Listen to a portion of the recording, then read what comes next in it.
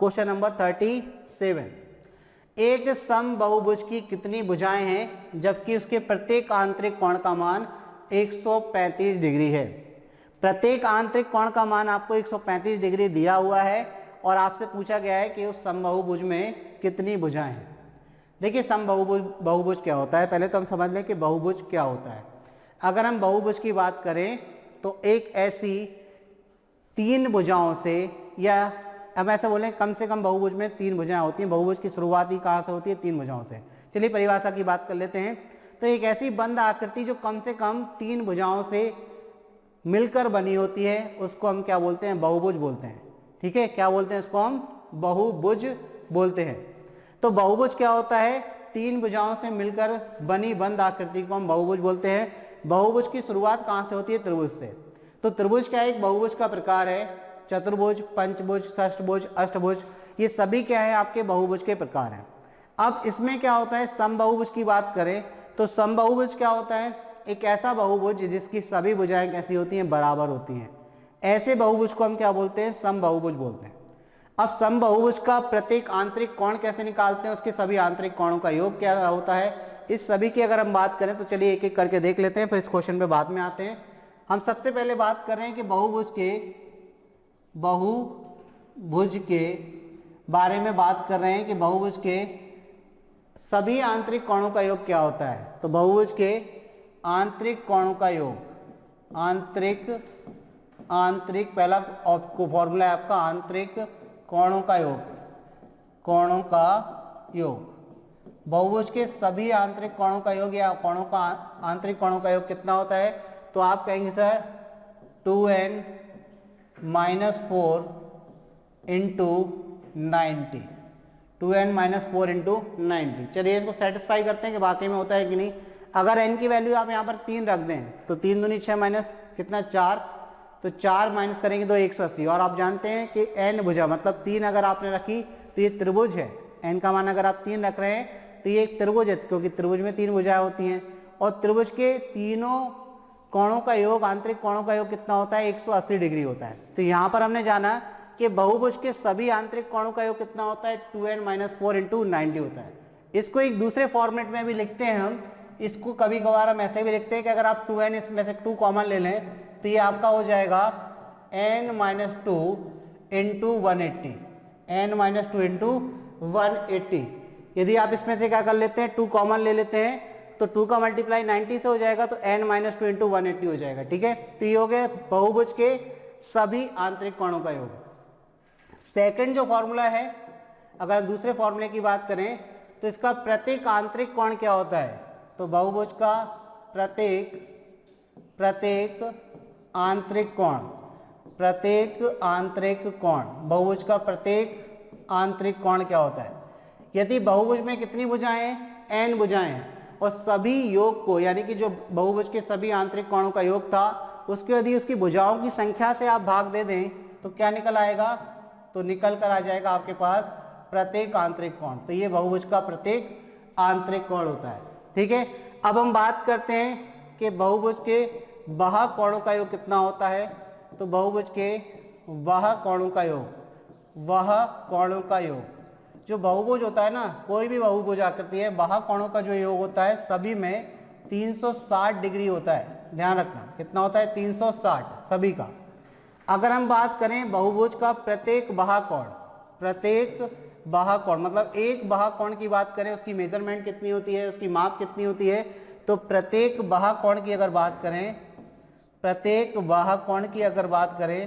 तो बहुभुज का प्रत्येक बाह्य कोण होता है, उसमें यदि भुजाओं की संख्या n है तो 360 को n से भाग दे दीजिए, तो ये प्रत्येक बाह्य कोण होता है।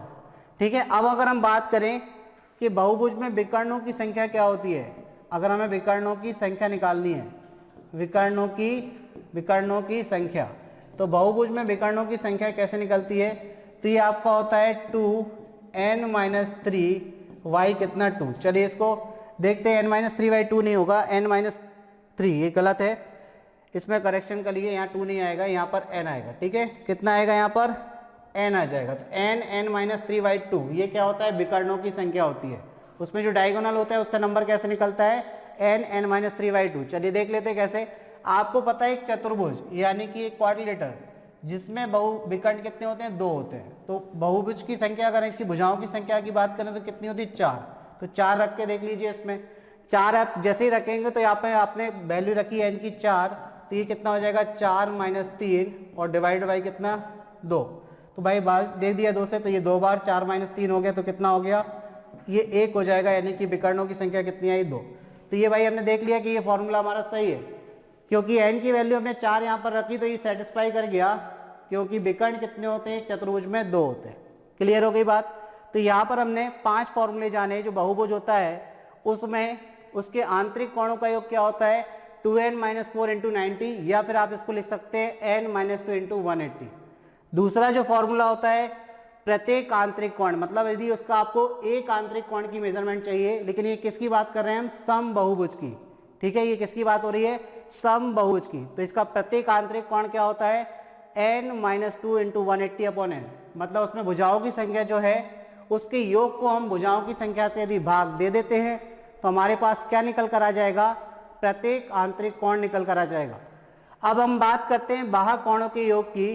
तो इसमें बाह्य कोणों का योग, एक चीज ध्यान रखना, बाह्य कोणों का योग बहुत अच्छा होता है। मतलब चाहे आप त्रिभुज में बात करें, चतुर्भुज में बात करें, पंचभुज में बात करें, षटभुज में बात करें, कोई भी ऐसी आकृति आप ले लें जो आपके किसका एग्जाम्पल है, बहुभुज का एग्जाम्पल है, उसके सभी के बाह्य कोणों का योग हमेशा 360 होता है। तो ये तो आपको बेफिक्र होके दिमाग में बात रख लेनी है कि 360 होता है, उसमें कोई आपको फॉर्मूले की जरूरत नहीं है। ठीक है, अब हम बात करते हैं प्रत्येक बाह्य कोण क्या होता है। तो यदि बहुभुज में n भुजाएं हैं तो उसके प्रत्येक बाह्य कोण क्या होगा, बाह्य कोणों का योग 360 होता है, उसको आप n से भाग दे दीजिए तो आपको प्रत्येक बाह्य कोण मिल जाएगा। अब हम बात कर रहे हैं विकर्णों की संख्या की, कि बहुभुज के विकर्णों की संख्या क्या होती है, डायगोनल्स का नंबर कैसे निकालेंगे। तो n - 3y कितना कर देंगे, 2 कर देंगे। तो ये आपका एक फॉर्मूला और बन गया। यहाँ तक क्लियर होगी। ये हमने उसका प्रूफ देखा कि बाकी में भाई ऐसी बात होती है कि नहीं, तो इसको आप मिटा दीजिए, इसकी आपको आवश्यकता नहीं पड़ेगी प्रूफ की। तो फॉर्मूला आपको क्लियर हो गए। ये हमारे फॉर्मूले हो गए बहुभुज के। ठीक, ये बहुभुज के फॉर्मूले हो गए। अब हम बात करते हैं कि क्वेश्चन आपसे क्या कह रहा है। क्वेश्चन आपसे कह रहा है भाई कि एक सम बहुभुज की कितनी भुजाएं हैं, एक सम बहुभुज की कितनी भुजाएं हैं जबकि उसके प्रत्येक आंतरिक कोण का मान 135 है। यहाँ पर एक चीज और कर लीजिए, एक छठवां फॉर्मूला और लिख लीजिए, बहुत काम का है, उससे ये क्वेश्चन क्या हो जाएगा, इजी हो जाएगा। एक और फॉर्मूला लिख लीजिए, देखिए आंतरिक कोण, प्रत्येक आंतरिक कोण, प्रत्येक लगा लेना, प्रत्येक आंतरिक कोण और बाह्य कोणों का योग जो होता है वो 180 डिग्री होता है। प्रत्येक आंतरिक कोण, प्रत्येक आंतरिक कोण, प्रत्येक आंतरिक कोण प्लस प्रत्येक बाह्य कोण, प्रत्येक बाह्य कोण का योग जो होता है कोण बराबर कितना होता है, तो आप कहेंगे सर 180 डिग्री के बराबर होता है। यानी कि बहुभुज के प्रत्येक बाह्य कोण तथा आंतरिक कोण का योग कितना होता है, 180 डिग्री होता है। इसके माध्यम से यदि आप क्वेश्चन सॉल्व करेंगे तो आपके लिए क्वेश्चन करना बहुत आसान हो जाएगा, वरना आपको प्रत्येक आंतरिक कोण के फॉर्मूले से करना पड़ेगा। ठीक है, हम दोनों तरीके से समझ लेते हैं। चलिए देखिए, अगर हम बात करें कि हमारे पास क्वेश्चन है कि एक सम बहुभुज की कितनी भुजाएं हैं जबकि उसके प्रत्येक आंतरिक कोण का मान 135 डिग्री है। अब आप जानते हैं कि बहुभुज का प्रत्येक आंतरिक कोण क्या होता है, बहुभुज का प्रत्येक आंतरिक कोण, बहुभुज का प्रत्येक आंतरिक कोण क्या होता है। तो अभी हमने आप फॉर्मूला लिखा कि बहुभुज का प्रत्येक आंतरिक कोण होता है n - 2 × 180 डिवाइड बाई n। तो ये किसके बराबर कर दीजिए, इसको आप 135 के बराबर कर दीजिए, क्योंकि आपको यहाँ पर वैल्यू दी है प्रत्येक आंतरिक कोण की। तो यहाँ से आप n का मान निकाल सकते हैं। तो कैसे सॉल्व करेंगे, तो ये आपका हो जाएगा n - 2 × 180 divide by n equal to में क्या चल रहा है 135। 5 से कैंसिल कर दीजिए, 5 × 3 = 15, 5 × 30, 5 × 2 = 10, 5 × 7 = 35, 3 से 3 × 3 = 9 और 9 से कर दीजिए, 9 × 3 = 27 और 9 × 4 = 36। तो ये आपका कितना हो गया 4 × n - 2 इंटू में क्या हो जाएगा 3 × n, मल्टीप्लाई कर दीजिए ब्रैकेट में, तो 4n माइनस कितना हो जाएगा 8 इक्वल टू 3n। n इस तरफ आएगा, ट्रांसपोजिशन करेंगे, पक्षांतरण करेंगे, तो 4n में से 3n जाएगा, कितना बचेगा, तो आप कहेंगे सर n 8 उस तरफ जाएगा तो आपका आंसर कितना आ गया 8। तो n की वैल्यू कितनी आ गई 8, यानी कि भुजाओं की संख्या कितनी निकली 8। किस ऑप्शन में दिया है तो आप कहेंगे ऑप्शन सी में। पर देखिए इससे करना कितना महंगा पड़ा, इसमें समय ज़्यादा लगा और हमें क्या करना है एग्जाम में समय बचाना है। समय बचा लिया आपका एग्जाम निकल जाएगा, आपकी नौकरी पक्की। तो चलिए देखिए समय बचाते हैं। अब समय कैसे बचाएंगे इस क्वेश्चन में, तो अभी हमने आपको बताया कि प्रत्येक आंतरिक कोण और प्रत्येक बाह्य कोण का जो योग होता है वो 180 डिग्री होता है।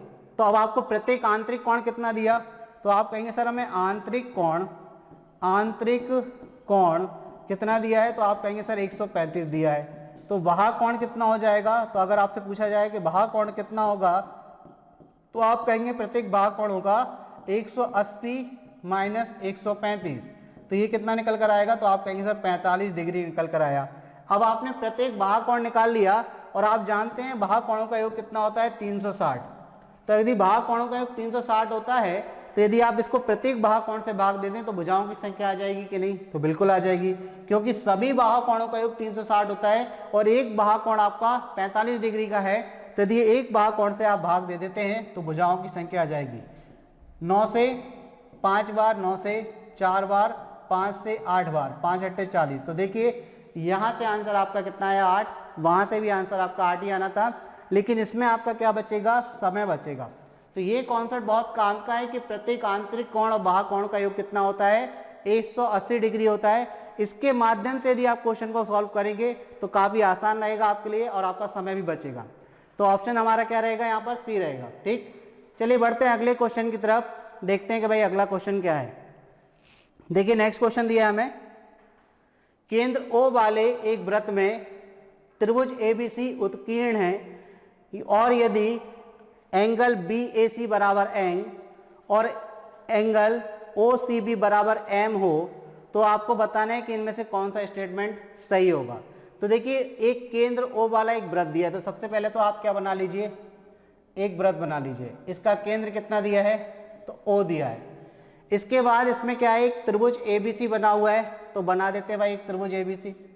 एक त्रिभुज ABC बन गया, तो यहाँ पर A नाम दे दिया हमने पॉइंट को, यहाँ B हो गया और ये C हो गया।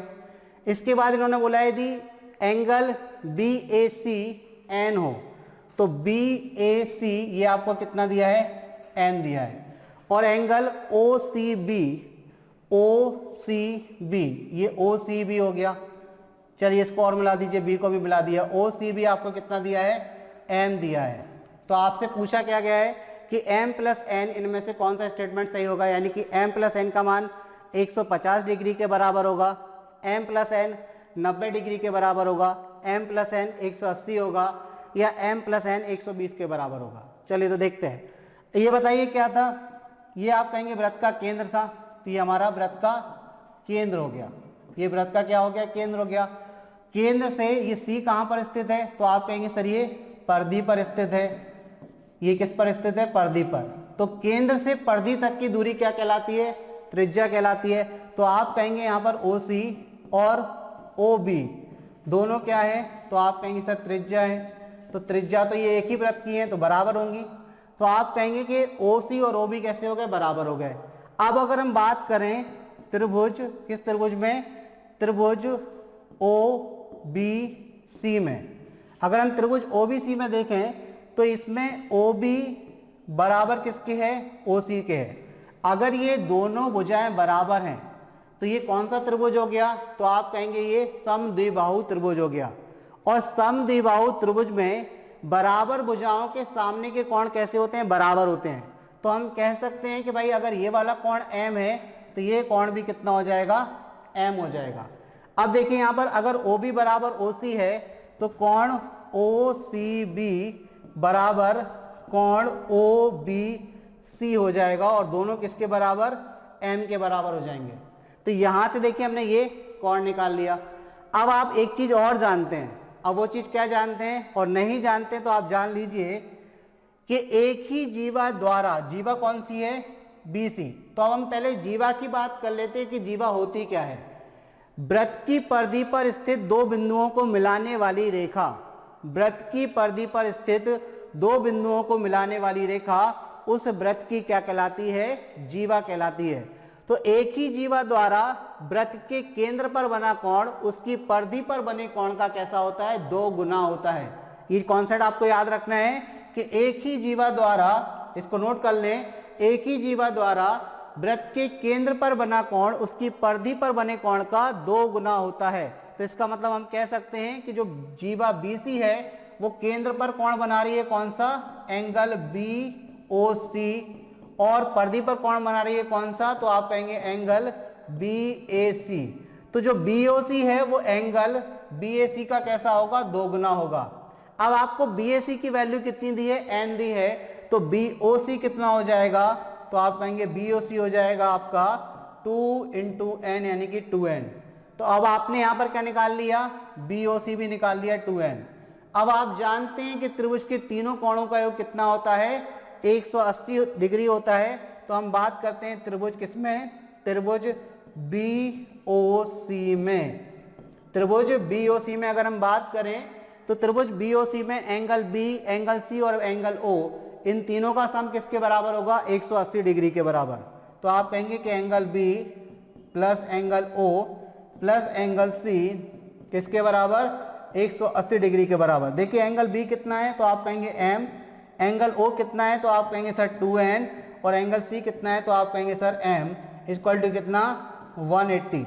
m और m कितना हो जाएगा, तो आप कहेंगे सर 2m हो जाएगा। तो ये आपका हो गया 2m plus 2n equal to 180। अगर 2 कॉमन ले लेते हैं तो m plus n equal to कितना हो जाएगा, 180। तो 2 से ये कैंसिल हो गया, 90 टाइम यानी कि 90 आ जाएगा। तो m प्लस n की वैल्यू कितनी हो गई, 90। यानी कि जो m और n है उनका मान, उनका योग किसके बराबर है, 90 डिग्री के बराबर है। किस ऑप्शन में दिया है आपको, तो m plus n 90 degree, option B जो है हमारा आंसर हो जाएगा। आपको भी यहाँ पर 2 चीजें याद रखनी है। एक चीज कि समद्विबाहु त्रिभुज में, यहाँ पर समद्विबाहु त्रिभुज बना था कौन सा, OBC। समद्विबाहु त्रिभुज में बराबर भुजाओं के सामने का कोण कैसा होता है, बराबर। तो उसके माध्यम से हमने, ये m था तो ये भी m हो गया। फिर दूसरी चीज आपको क्या याद रखनी है कि एक ही जीवा द्वारा वृत्त के केंद्र पर बना कोण उसकी परिधि पर बने कोण का 2 गुना होता है। तो केंद्र पर जो कोण बन रहा है वो परिधि पर बने कोण का 2 गुना हो गया। फिर हमने त्रिभुज BOC ले लिया, तीनों कोणों का योग 180 होता है। वहां से m प्लस n कितना निकल कर आ गया, 90 डिग्री। आई होप बात आप तक पहुंच गई। चलिए बढ़ते हैं अगले क्वेश्चन की तरफ, देखते हैं भाई अगला क्वेश्चन क्या है। अगला क्वेश्चन है 384 घन सेंटीमीटर आयतन वाले, क्षेत्रफल वाले बोल रहे हैं। चलिए क्षेत्रफल बोल रहे हैं तो यानी कि ये घन सेंटीमीटर नहीं होना चाहिए। एक घन को 6 वर्ग सेंटीमीटर वाले छोटे छोटे घनों में काटा जाता है। तो छोटे घनों की संख्या ज्ञात करें। देखिए क्षेत्रफल काट लीजिए पहले, तो आप इसको करेक्शन कर लीजिए, यहाँ पर आयतन कर लीजिए, क्योंकि यहाँ पर घन सेंटीमीटर दिया है तो ये कितना हो जाएगा, आयतन हो जाएगा। तो 384 घन सेंटीमीटर आयतन वाले एक घन को 6 घन सेंटीमीटर वाले छोटे छोटे घनों में काटा जाता है। तो छोटे घनों की संख्या ज्ञात करें। देखिए यहाँ पर एक बड़ा घन था जिसका आयतन 384 घन सेंटीमीटर था, और उस घन को क्या करते हैं, छोटे छोटे घनों में काटा गया, जिसमें से प्रत्येक घन का आयतन कितना है, 6 घन सेंटीमीटर है। तो याद रखना कि आपको घनों की संख्या जब भी निकालनी हो तो बड़े घन के आयतन में छोटे घन के आयतन से आप क्या लगा दें, भाग लगा दें, आपका आंसर आ जाएगा। तो चलिए सॉल्व करते हैं कैसे। तो हमें क्या निकालनी है, घनों की संख्या। तो घनों की संख्या क्या होगी, घन मतलब क्यूब, घनों की संख्या, घनों की संख्या बराबर होगी बड़े घन का आयतन, बड़े घन का आयतन, बड़े घन का आयतन, और इसको भाग लगाएंगे किससे, छोटे घन से, छोटे घन का आयतन, छोटे घन का आयतन, यानी कि बड़े घन के आयतन को हम किससे भाग लगा देंगे, छोटे घन के आयतन से भाग लगा देंगे, तो हमारे पास घनों की संख्या आ जाएगी। अब बड़े घन का आयतन कितना है, तो आप कहेंगे 384, 384। छोटे घन का आयतन कितना है, 6 से भाग लगाइए, 6 छिंग 36, 36 हो गया, कितना बचा, तो आप कहेंगे 2, 24 हो गया, 6 चौके 24, तो कितना 64, 64 घन आप बना सकते हैं। मतलब एक ऐसा घन जिसका आयतन 384 घन सेंटीमीटर है, उससे आप 6 घन सेंटीमीटर आयतन वाले 64 घन निकाल सकते हैं। तो आपका आंसर क्या हो जाएगा? डी, ऑप्शन डी आपका आंसर हो जाएगा। सिंपल है, आपको याद रखना है बस कि घनों की संख्या कैसे निकलेगी, बड़े घन के आयतन में छोटे घन के आयतन से भाग लगाकर। क्लियर हो गई बात? तो चलिए बढ़ते हैं अगले क्वेश्चन की तरफ और देखते हैं भाई अगला क्वेश्चन क्या है। अगला क्वेश्चन है क्वेश्चन नंबर 40। तो देखिए ये आयु का एक और क्वेश्चन आ गया, सेकंड क्वेश्चन आ गया ये। इन्होंने बोला x की 2 गुनी आयु y की 3 गुनी आयु के बराबर है। मतलब x की आयु का 2 गुना y की आयु के 3 गुने के बराबर है। चलिए किस तरीके से करेंगे, तो हम x की आयु को x मान के चलते हैं और y की आयु को y मान कर चलते हैं। ठीक है, तो यहाँ पर लिखा है x की 2 गुनी आयु, x की 2 गुनी आयु y की 3 गुनी आयु के बराबर है। तो यहाँ से हम x और y की आयु का क्या निकाल सकते हैं? अनुपात निकाल सकते हैं। तो कैसे निकालेंगे? तो x के बटे में क्या ला दीजिए आप? y, और 3 के बटे में क्या चला जाएगा? 2। तो यहाँ से x और y की आयु का अनुपात आ गया। अब इन्होंने बोला 8 वर्ष पूर्व x और y की आयु का अंतर 18 वर्ष था। कब? 8 वर्ष पूर्व। तो 8 वर्ष पूर्व यानी कि 8 इयर्स पूर्व, 8 वर्ष पूर्व इनकी आयु का जो अंतर था वो कितना था? तो अंतर दिया है आपको 18 वर्ष। 8 वर्ष पूर्व इनकी आयु का अंतर कितना था? 18 वर्ष था। अभी हमने आपको बताया था कि दो व्यक्तियों की आयु के बीच में अंतर सदैव कैसा रहता है? समान रहता है। अगर 8 वर्ष पूर्व अंतर 18 वर्ष का था तो आज भी अंतर कितने का होगा? 18 वर्ष का होगा। तो यहाँ पर देखिए अगर x 3 यूनिट का है और y 2 यूनिट का है तो यहाँ पर अंतर कितने का है? 1 यूनिट का।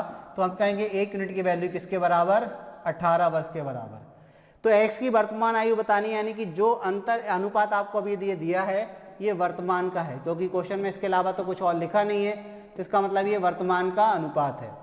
तो यदि 1 यूनिट की वैल्यू 18 वर्ष के बराबर है तो आपको x की वर्तमान आयु बतानी है। x कितने यूनिट का है? 3 यूनिट का। तो 3 का दोनों तरफ क्या कर दीजिए? मल्टीप्लाई कर दीजिए। तो 3 यूनिट की वैल्यू कितनी आ जाएगी? 54 वर्ष। यानी कि वर्तमान में जो x की आयु है, x की वर्तमान आयु जो है वो कितनी है? तो आप कहेंगे सर 54 वर्ष, यानी कि वर्तमान में x 54 साल का है। किस ऑप्शन में दिया है? तो ऑप्शन बी जो है हमारा आंसर हो जाएगा। ठीक है, ये हमारा लास्ट क्वेश्चन था। ये 21 अगस्त 2017 के मॉर्निंग शिफ्ट के ये जो टोटल 40 क्वेश्चन पूछे गए थे, उन 40 क्वेश्चनों में ये लास्ट 40वां क्वेश्चन था। इस प्रकार हमारा यहाँ पर सॉल्यूशन समाप्त होता है 40 क्वेश्चनों का। नेक्स्ट पेपर में मिलेंगे, 6वें पेपर में। ये 5वें पेपर का सॉल्यूशन कराया है। तब तक के लिए धन्यवाद, गुड नाइट।